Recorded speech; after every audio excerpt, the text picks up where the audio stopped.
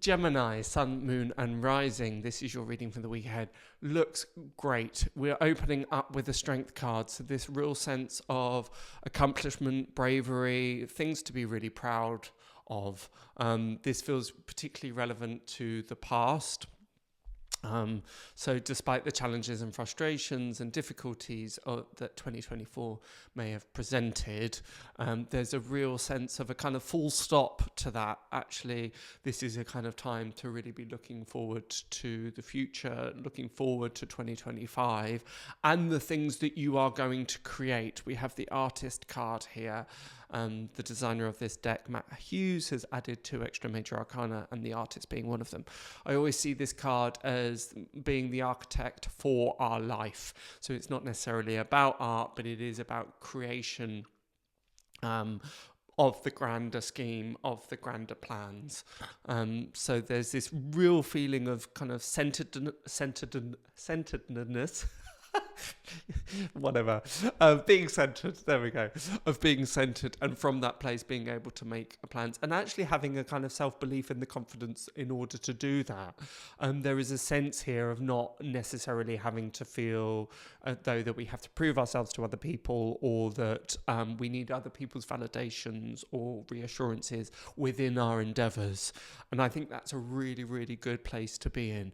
You know, it's not necessarily about cutting yourself off from valid input or advice or guidance necessarily, but it is not necessarily needing other people's approval or other people's say so to move forward with what ultimately gets us excited and what gets us excited, kind of motivated, particularly as we've got the Ace of Wands here as well.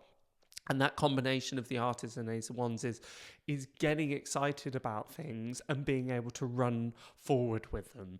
So it's a really good time this week to start maybe planning ahead a little bit. What do you want 2025 to look like? It doesn't have to be resolutions. That's not the point of this, but maybe, you know, what would the ideal be? What would be some of the, I don't necessarily like the word accomplishments, because again, that's often about doing, but what are some of the feelings that we would like to be experiencing? Or what is particularly a project that we've been trying to get off the ground for a long time, that we've mothballed and just put on delay, that needs reignition? It's a time to, you know, if there's old journals or old notebooks that you've put in drawers elsewhere. For me personally, I remember doing a vision board years and years ago and then pulling it out and then thinking, oh my goodness, I've actually manifested and achieved so much of what is on this vision board. Particularly, I had drawn this studio with the Wellness Foundry logo in big on the wall, and then lo and behold, that's exactly what I've got, a studio in London with a big Wellness Foundry logo on the wall. And I hadn't realised that I'd kind of had the foresight for this years ahead of that. So this is a really, really good time to just start thinking in that way. We don't necessarily have to make big moves towards that or big commitments towards that, but it is a time to be thinking, okay, because there's such a sense with the Strength card that this is the perfect time to be doing that, to be looking at some of these kind of big things, because you're doing it from a centered place. It's not in the throes of chaos that we're trying to then figure out which direction that we're going. So if you, there is something that I'm going to say that is contrary to that with the next card. But if you are in that place, then it is a perfect time to be going, okay, what's next? What's looking in? If you're finding that you're becoming a little bit disillusioned or a bit frustrated or a bit stuck, that's you. Unfortunately, you can't blame the universe for that.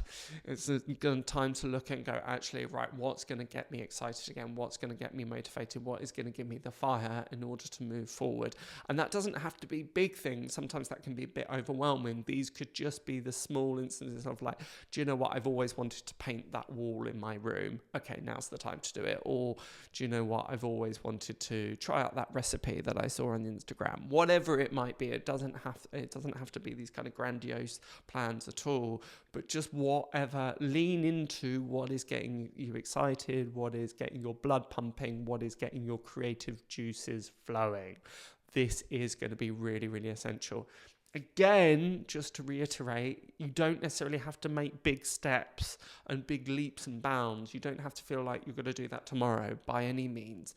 This is about the kind of bigger picture stuff. I know that I spoke there about the kind of mini things of like cooking or painting or whatever, but if that's what's going to start the ball rolling, then start there. That's what I mean. It's not that you have to think, right, okay, I want to set up a whole company. Goodness, right, I'm going to have to build the website tomorrow.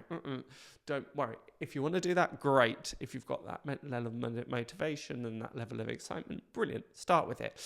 But don't necessarily run before you're walking. What's the plan? What's the vision? What's the grand scope of things? Because that is going to be such an important guiding light for you, Gemini, that you'll probably just keep referring back to again and again and again. If you want to write down the kind of months of the year, 2025, and again think about, okay, what do I what are going to be perhaps some of the themes for each of those months, or are there certain checkpoints that I want to tick or kind of meet, just that's going to keep me on track, on path?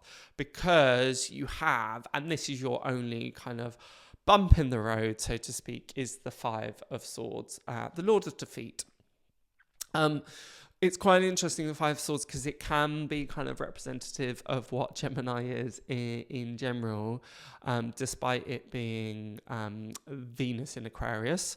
But it can just be about this sense of ambivalence in a certain way, but ambivalence that isn't necessarily about just choosing between two things. It's kind of a scattered mind sometimes, or I'm going to do this, oh no I'm not, oh I'm going to do this, oh no I'm not.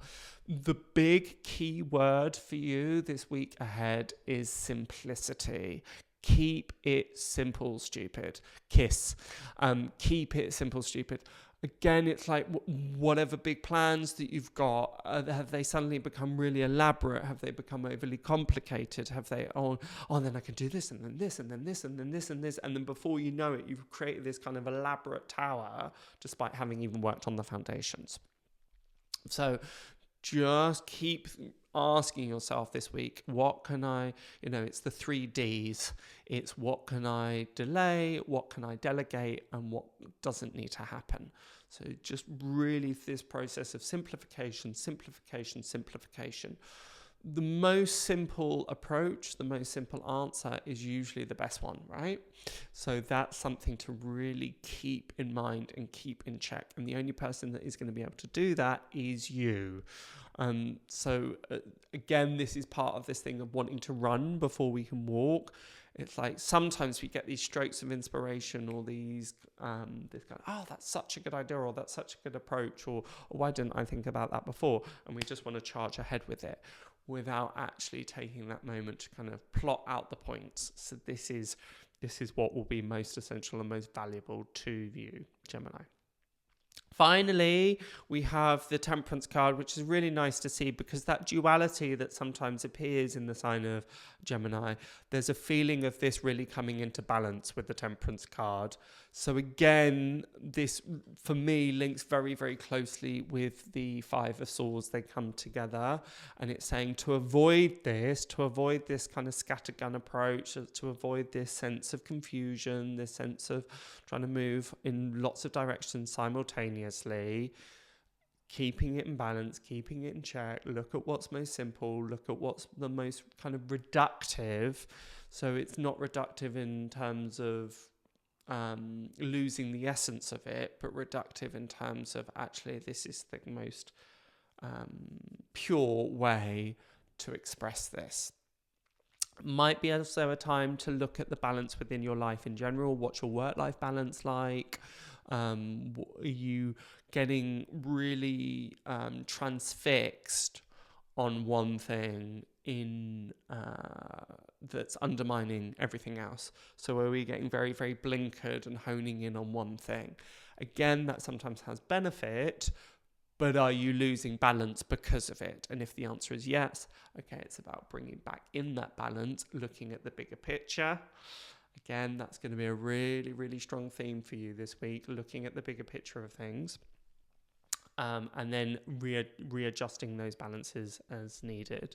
But what's great is, because you've got the Strength card here at the preface of your reading, leading your reading, it's really saying, whatever you decide here, you are perfectly capable, able, strong enough, willing enough, courageous enough to do.